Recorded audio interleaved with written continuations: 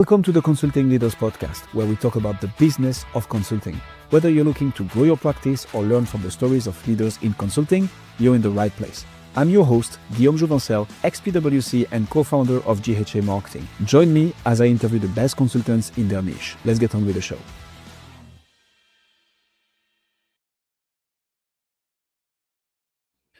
Louis, welcome to Consulting Leaders. Happy to have you. Thank you so much for having me. Let's jump straight into it. What got you into the fantastic world of executive coaching in the first place, and what are you doing there? What did it get me into coaching? You want the long story or the short story? The long or the short? Well, we're on the podcast, so please, the long. I was a professor of fungal genetics at Michigan State University at one point. I have a PhD in molecular biology, and I thought that, my world is already, set up for me. All I had to do is do some publication of papers, and why not? Life gives you some lemons or curveballs, and mine came in the form of a brain tumor. After a brain tumor, the doctor told me, you have to accept a new reality, and your new reality is that you probably won't be teaching anymore or walk straight anymore. That was over 100 marathons ago. And then all of a sudden, I had to reinvent myself. And actually coaching found me, because one of the things that I started doing is I started doing some consulting work. And as I was doing consulting work, one of the VP of our human resources came and asked for help. So I did. I helped him. And then a couple of days later, he came back and asked for another round of help. And then he came and he said, you needed to help him to help other people in his organization. So I did. The organization that I was working for realized that I was doing, and they told me, you're a coach. And I had no idea what that meant. I said, you're a coach. And with that, they started advertising my services, and I went to 22 different countries to coach leaders of this particular consulting company. And that's how I started. No training, nothing. They just put me in deep water, and I just learned how to swim. How is it going? It's going fantastic. It's going fantastic. I found what I am meant to do. That is a very blessed position to be in. So tell us, what is the problem that you help solving? Like, what do you help people achieve? There are many things that my niche is the following. I work with highly valuable individuals. Organizations sometimes cannot afford to lose them. They cannot afford to lose them. But they are putting the organization at legal risk. People are quitting because of their behavior. They are difficult to work with. You know the type. And so that's what I do. People call me the brilliant jerk whisperer. So that's my niche. And so I like that. Who's your ICP again? Who do you help specifically, Louis? I'm sorry. So who's your ICP? Who's your ideal customer profile? Like, who is it that you help specifically with that? Well, the customer profile is different from my client. The client is the person that I coach. And those are, as I said, highly valuable individuals that organizations cannot afford to lose. But they need to experience some changes. The clients are the organizations that usually these organizations are, or these individuals are working for. So yeah, I get that. That does make a lot of sense. My question was, and I should have precised it, so my apologies. It's my bad. So what are those type of organizations? Like, do you have a specific industry? Do you have a specific niche? Do you have a specific company size? Do you have a specific location? The people, the high potential, high level individuals that the companies cannot afford to lose, who are those typically? Are those the C-suites? Are those leaders? Are those just managers or high potential analysts? Like that's what I'm trying to get to, if that makes sense. So most of the leaders are founders, members of the C-suite, people that organizations cannot afford to lose, literally. I am not bound by the industry or the size. What I do is I look for the problem that these people have, and this problem is universal across every single industry. Let's put it that way. So it's not. It is what I am attracted to is the challenge and the problem that these people have. Not what they are in, nor in the industry, nor in the geography or whatnot. Okay, fair enough. So how do you market then? How do you brand? How do you get yourself in front of those people to get their attention and get them to be like, yeah, you know, that would make sense to ask Luis for help? I don't get in front of them; they find me. And Okay. I have one source of for lack of other words, marketing is people that I have worked with, or people that have seen my work, or people that know me.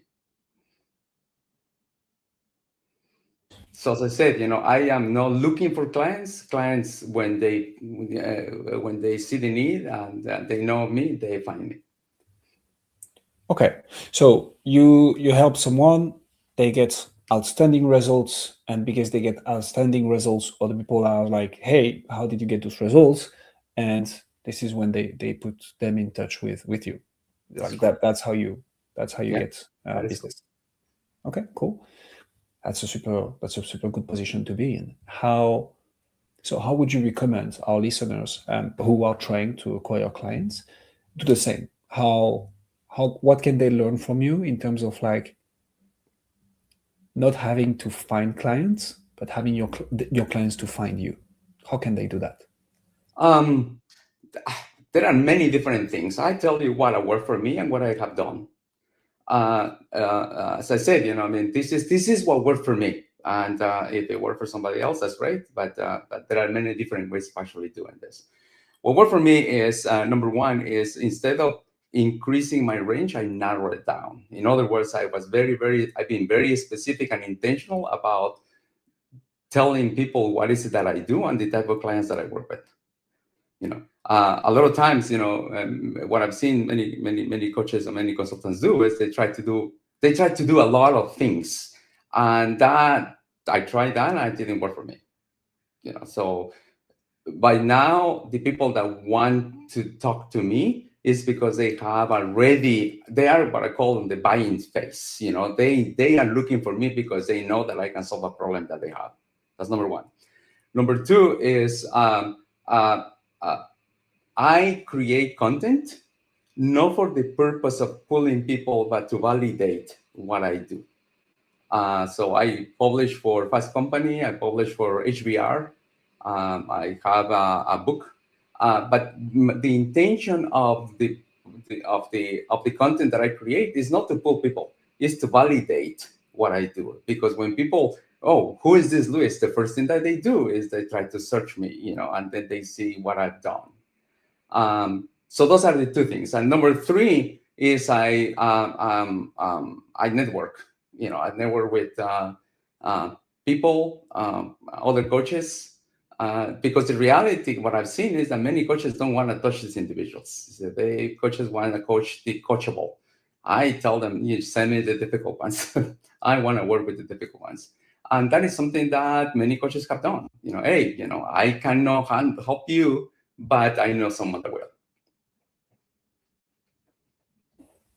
That does make a lot of sense. How do you take this a referral, someone that you met through your network, someone that is learning from that value?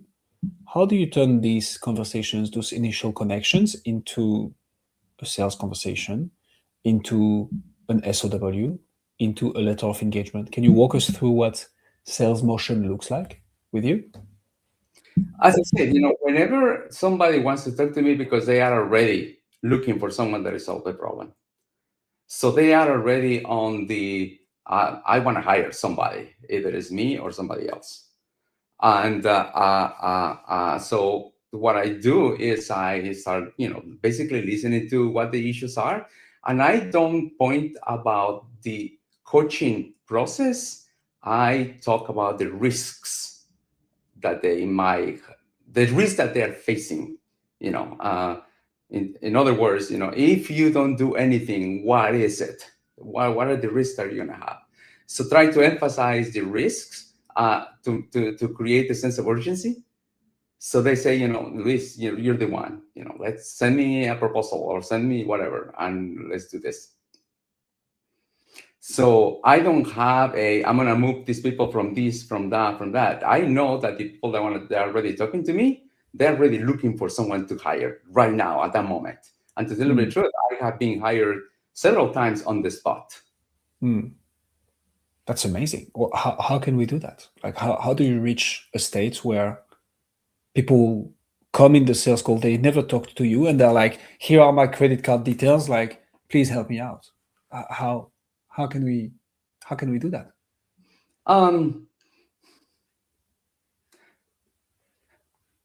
Every time that somebody hires me, the first question that I ask is, why did you hire me?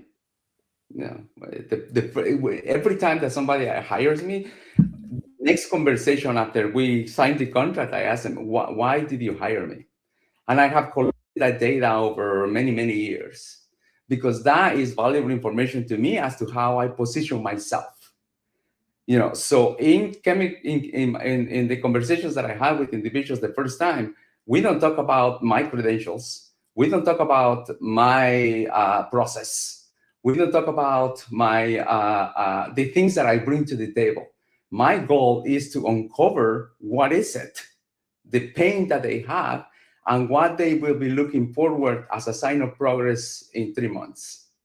And then I focus on that, on trying to give them a view of what that will look like from their perspective. They feel hurt, they feel understood, and they say, okay, let's move on. So I understand that, and that makes a lot of sense. I think for all things delivery, this is amazing. They've already made the decision of purchasing, though, right? So before they get into the call, my question is, what can B2B coaches and consultants learn from you, Luis, when it comes to, like, you never had to sell ever, from what I understand, because people come, they're already looking for someone, and they are ready to buy. My question is, how can we do the same? How can B2B coaches and consultants position themselves before someone gets into a call with them? Got it.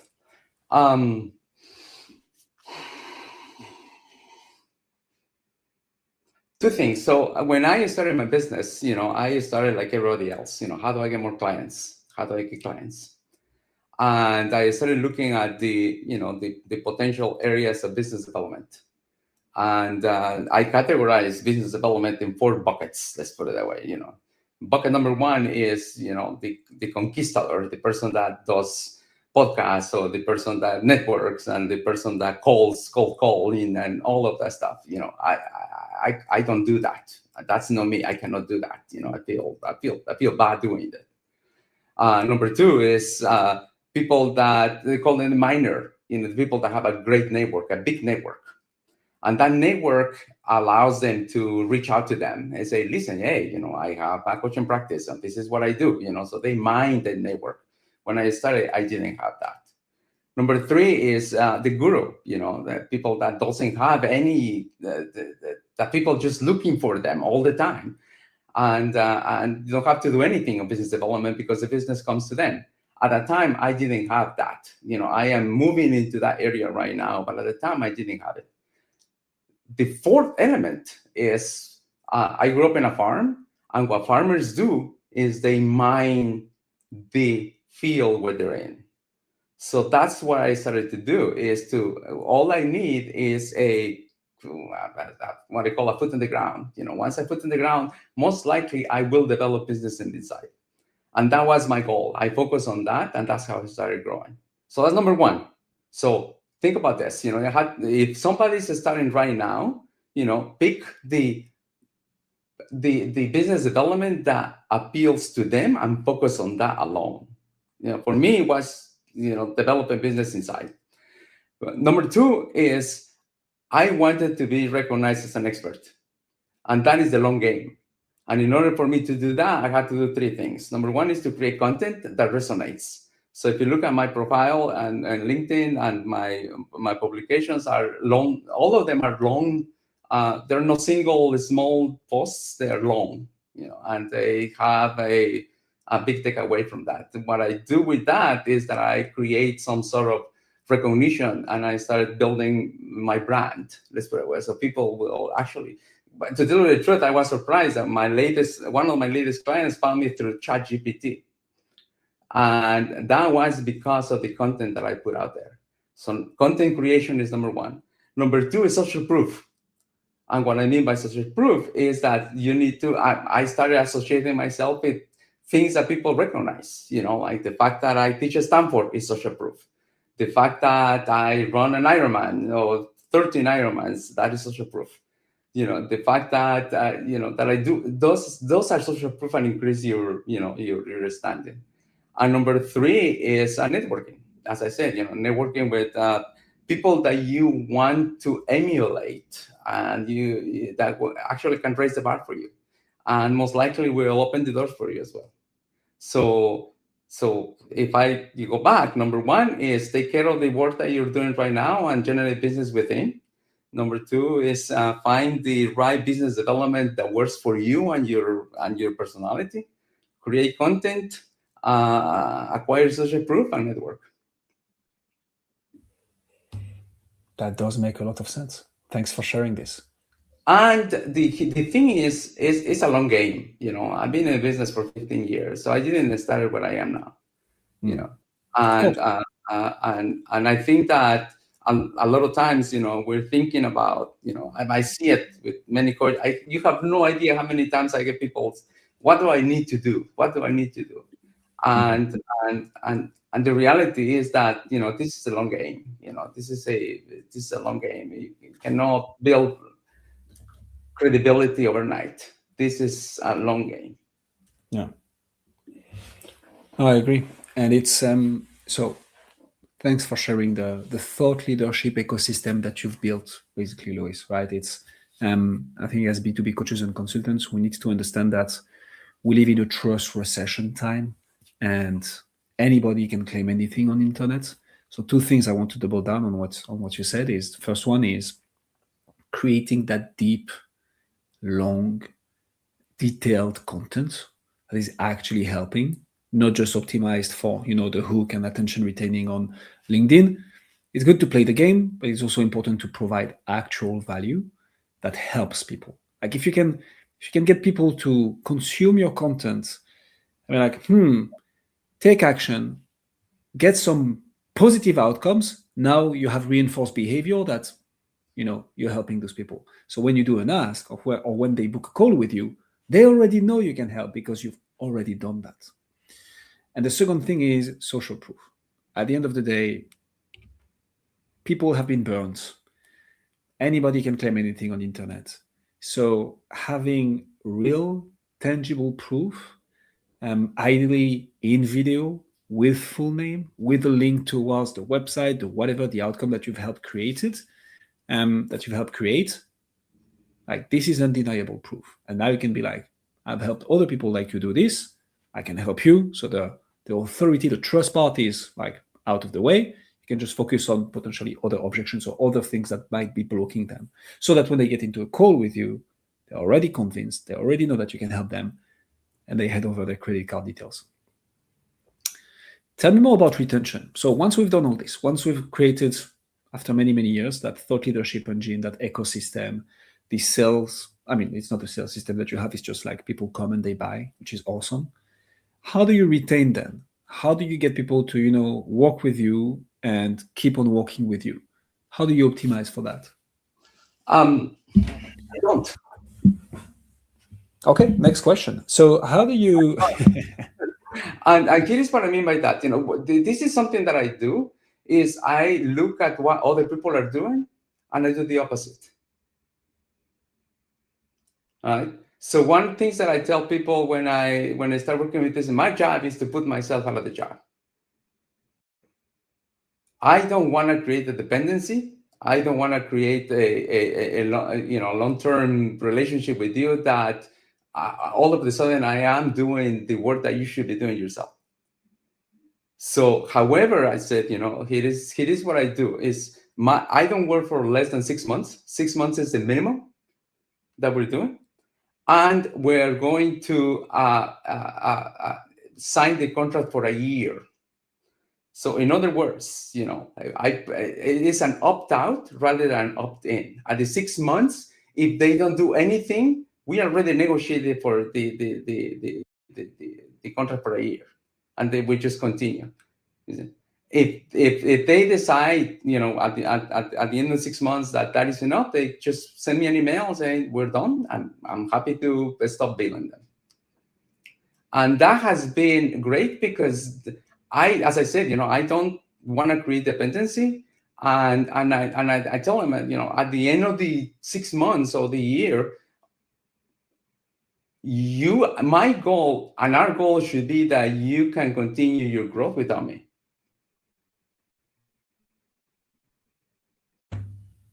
I like that. Tell me more about the opt-out. Sorry.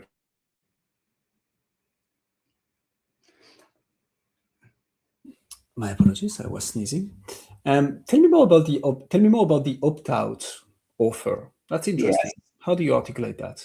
So picture this, if especially because most of my 99% of my clients are organizations, so for a engagement to go through, they have to go through the process, a whole process, including, especially at this level that I coach, it's not cheap. So usually it's a committee that is actually approving these transactions. So what I do is to say, let's say, the first 7 months or the first 6 months, I'm going to charge you $75,000. The next 6 months, I'm gonna charge you a reduced rate of $55,000. We're going to sign the contract for a full year with an opt-out, meaning that at the 6 months, if you think that you're okay, you and I decide if you are fine and you got to where you needed to be, you can send me an email and I will stop billing. If we agree that we can continue, we just don't have to do anything. I just have to do the billing because we already agree that this is the way it's going to work. How many opt-outs? I'm curious. Like when you have such an offer, it's great, by the way. I like it. Like how many actually opt out? I suspect it's not a lot, but like nobody. Interesting. At this point. Amazing. I mean, do you have any challenges at all, or anything that you're challenged by, Luis? Or because hearing you, everything is going absolutely perfect, which is great, by the way. I think that I am in a great position right now, to tell you the truth. The challenge that I have is that the business is relying on me alone. I am what I do.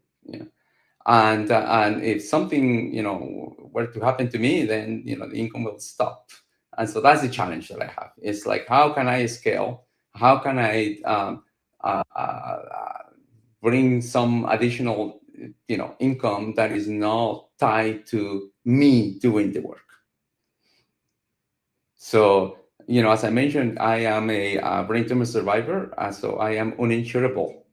I don't have a life insurance, so I need to make sure that I save enough. Wherever something happened to me, my kids and my family will be okay.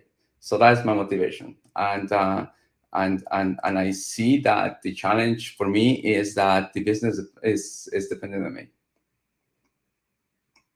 How are you thinking of solving this? Like, we will have people listening to us who face the same challenge. I think it'd be interesting for them to understand how you're thinking of solving that particular challenge.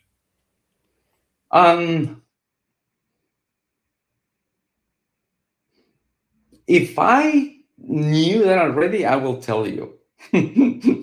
So and that is something that is in the back of my mind right now, that I can think of many different ways, but I haven't taken action in doing one. And the reason why is because when people want to work with, they reach out to me because they want to work with me. They don't want anybody else. They don't want my referrals. They don't want. I have a few coaches that work with me on other engagements, but people that reach out to me, they want me. I understand. What's the biggest opportunity you see in your industry in the next 6 to 12 months?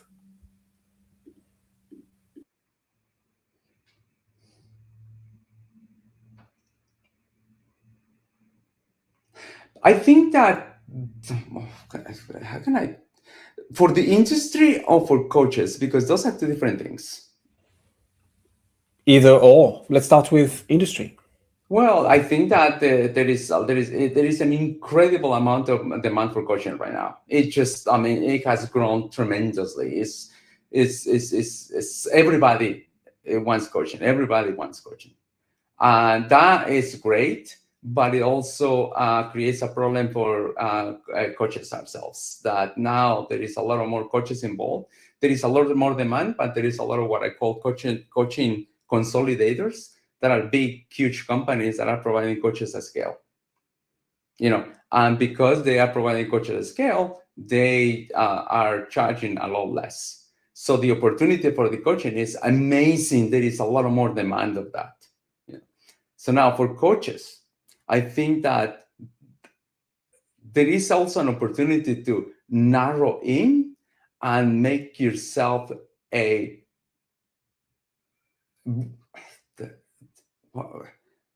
differentiate you enough that you can ask for more money, and not just you're not a coach.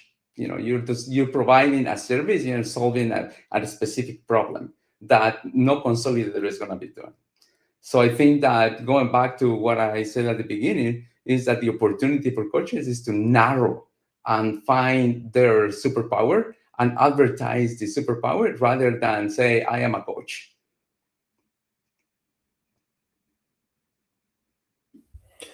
Luis Velasquez, ladies and gentlemen. Luis, if people want to find out more about you, see what you do, where should they go? I guess the best is LinkedIn. Luis Velasquez or my website is velascoaching.com. I have a book, Ordinary Resilience. You can find it on Amazon, or you can Google me, HBR or Fast Company, and you will see a bunch of articles that I have published. And I answer every email that people send me. So if you want to know something or whatever, just reach out. We'll put all the links in the description. Luis, thank you so much.